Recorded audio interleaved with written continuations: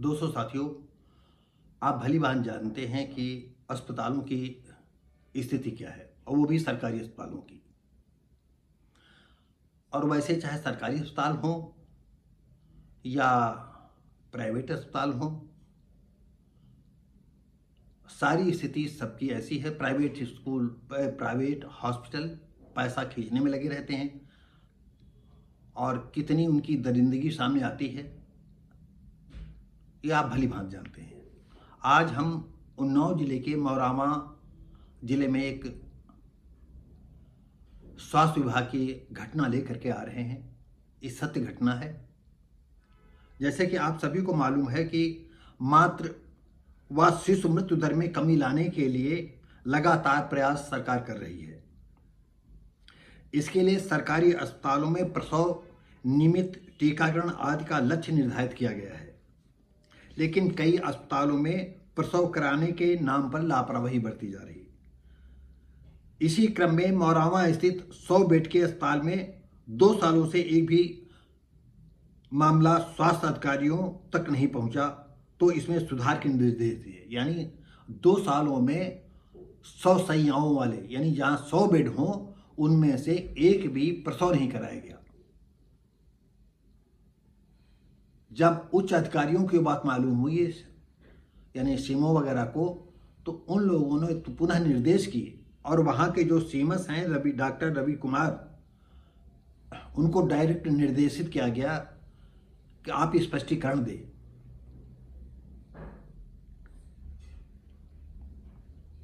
अप्रैल और उनका जो है इसी जो पिछले महीना अप्रैल गुजर गया है, उस माह का उनका वेतन रोक दिया गया है।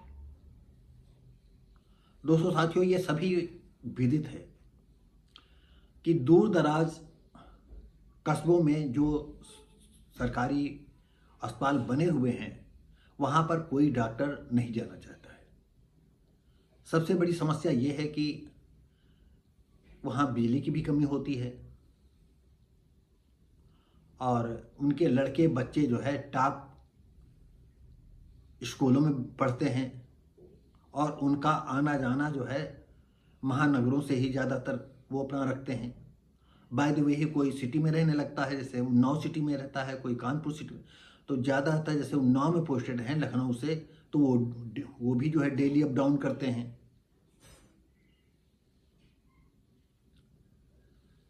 तो ऐसी सिचुएशन में उनके सामने ये जिम्मेदारी आ जाती है कि हम अपने बच्चों की क्या करें। तो वो ड्यूटी के प्रति जो है ज़्यादा सजगता दिखाते हैं।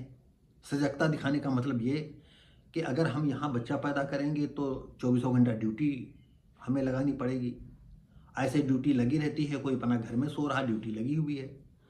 एक सबसे जो छोटा कर्मचारी वहाँ बैठा है, आराम कर रहा है, वही सीमस है, वही नर्स है, वही लेबर रूम का अधिकारी है, वही उसके पास सारे पावर होते हैं।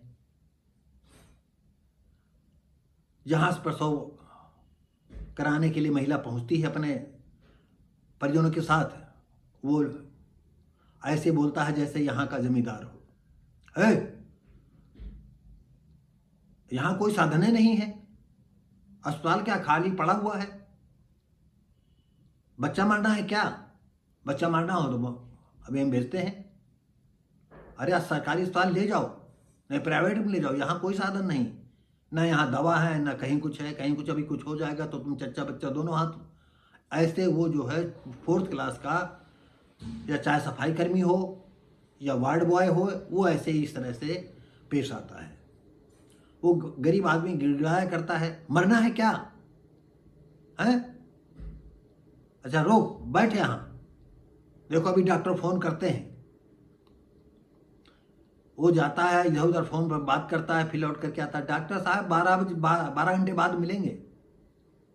12 घंटे बाद हमारी बहू की, हमारी बिटिया की, हमारी दुल्हन की तो बड़ी पोजीशन खराब है, तो मैं क्या करूं?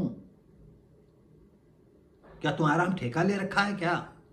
इस तरह से वो 4th क्लास का आदमी उन प्रसव कराने वाले परिजनों से बात करता है। अब परिजनों के सामने ये दिक्कत आती है कि वो क्या करें। वो लेकर के भागते हैं। अगर उनका कोई दलाल मिल गया, अरे उस नर्सिंग होम में चलिए, हमारे पैसा नहीं, अरे बाद में दे देना, कोई बात होगी हम दे देंगे। तुम्हारी बहू की, पत्नी की, बीबी की, बहू की, कजिन की तबीयत खराब है, उसकी पहले जान बचाओ, नहीं चच्चा बच्चा दोनों चले जाएंगे। वो दलाल वो भी जो है उसी तरह भाषा बोलता है और 2 पैसा उसको भी देता है जो उस अस्पताल का सरकारी कर्मचारी है कि आपने ठीक ही इनको जो है राउंड अप कर दिया। चलो सर साहब वहां जाते हैं, अब डॉक्टर नर्सते हैं, डॉक्टर साहब हमारा ये आदमी है, डॉक्टर साहब ये हमारा आदमी है, पैसा चाहे जो भी लगे लेकिन इस मरीज को कुछ होना नहीं चाहिए। अरे भैया कैसी बात करते हो, अभी हम देखो हाथों हाथ लेते हैं। अब ये समझ लीजिए कि वो नॉर्मल बच्चा होने वाला है, 2 फिंगर 3 फिंगर जिसके विषय में आप सभी लोग जानते होंगे, या चाहे 3 फिंगर उसके बच्चेदानी का मुंह खुल गया हो, फिर भी जो है तुरंत जो है उसको वहाँ रेडी डॉक्टर नहीं टेंड है, अनटेंड है, डॉक्टर पेट फाड़ करके बच्चा निकाल देते हैं। कहते हैं अरे अगर 2 मिनट देर हो जाती तो आप चच्चा बच्चा दोनों हाथ बेहाथ हो जाते, ऐसे डरवा देते हैं। अब बिल बनने लगा। अब गरीब आदमी उसी हरामी आदमी के सामने हाथ जोड़ रहा बैठा है, साहब कैसे इतना खर्चा हम निपटा पाएंगे। अरे कोई बात नहीं, हम है ना, ए डॉक्टर साहब हमारी जिम्मेदारी है, हाँ जिम्मेदारी काम है, हमको पैसा जमा करिए, हमको सबको तनख्वाह देना होता है, यहाँ इतनी बड़ी मशीनें लगी हैं, सब कैसे आएगा।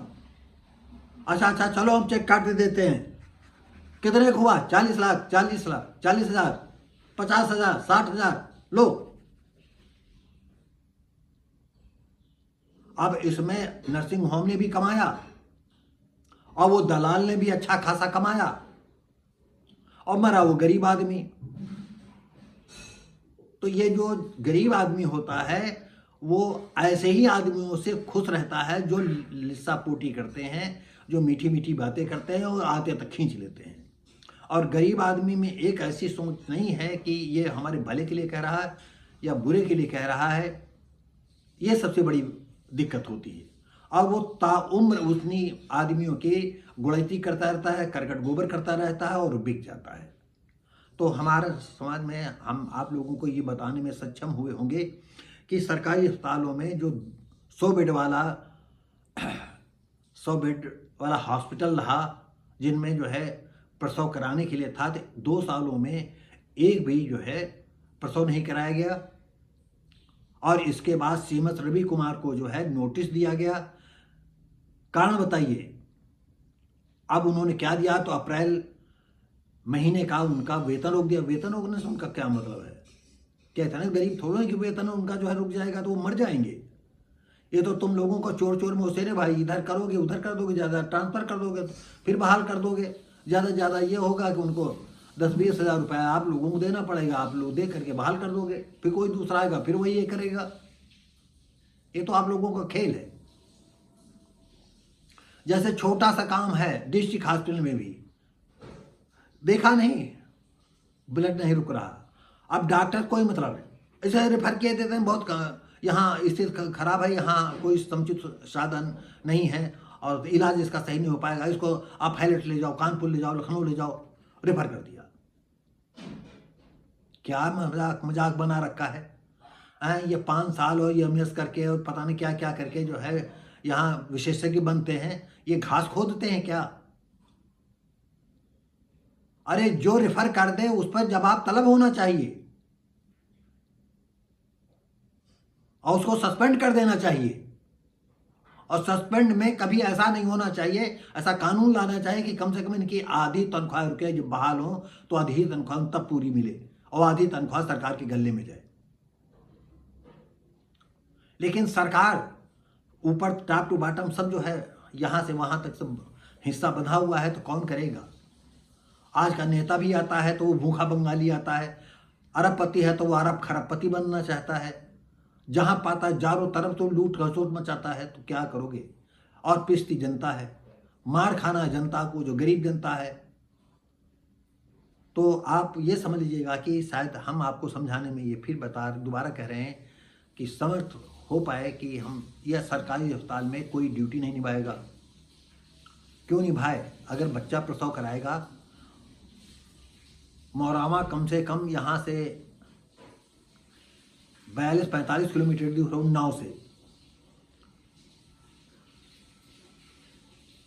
अब आप समझिएगा कि अगर मौरावा में सारे बेड 100 बेडों पर जो है मरीज भर्ती होने लगेंगे तो उन्नाव अस्पताल में भीड़ कम हो जाएगी। ऐसे ही बांगरमऊ है, औरास है, बीघापुर है, गंज मुरादाबाद है, तमाम और क्षेत्र हैं जहाँ से बड़े बड़े बेड अस्पताल बन गए हैं, तो वहाँ कोई काम नहीं कर रहा है। इनसे कोई जवाब तलब करने वाला नहीं, कोई इनको जो है सख्ती करने वाला नहीं है।